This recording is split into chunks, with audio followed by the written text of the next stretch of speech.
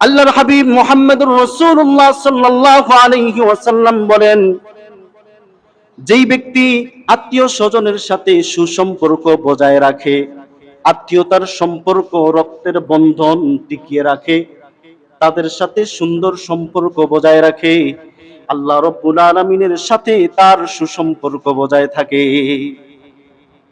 আর যদি আত্মীয় স্বজনের সাথে সুসম্পর্ক বজায় রাখা না হয়, আত্মীয়তার বন্ধন, রক্তের বন্ধন যদি ছিন্ন করা হয়, আল্লাহর রাসূল সাল্লাল্লাহু আলাইহি ওয়াসাল্লাম বলেন, আল্লাহর সাথে ওই বান্দার সম্পর্ক ছিন্ন হয়ে যায়। চিন্তা করা যায়, আত্মীয়তার সম্পর্ক যদি ছিন্ন হয়ে যায়, আল্লাহর সাথে সম্পর্ক ছিন্ন হয়ে যায়।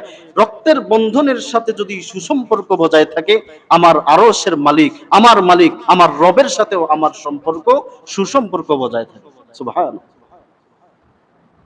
আল্লাহর নবী, বিশ্বনবী রাহমাতুল লিল আলামিন অন্য হাদিসের মধ্যে বলেন, যেই ব্যক্তি আল্লাহর প্রতি বিশ্বাস রাখে, পরকালের প্রতি বিশ্বাস রাখে, আমরা আল্লাহর প্রতি বিশ্বাস রাখি না? পরকালের প্রতি বিশ্বাস রাখি না? যেই ব্যক্তি আল্লাহর প্রতি ঈমান আনে, পরকালের প্রতি যেই বান্দা, যেই ব্যক্তি বিশ্বাস রাখে, নবীজি সাল্লাল্লাহু আলাইহি ওয়াসাল্লাম বলেন, সে যেন অবশ্যই তার আত্মীয়তার সম্পর্ক রক্ষা করে। ঈমানের সাথে সম্পর্ক, ঈমানের সাথে সম্পৃক্ত।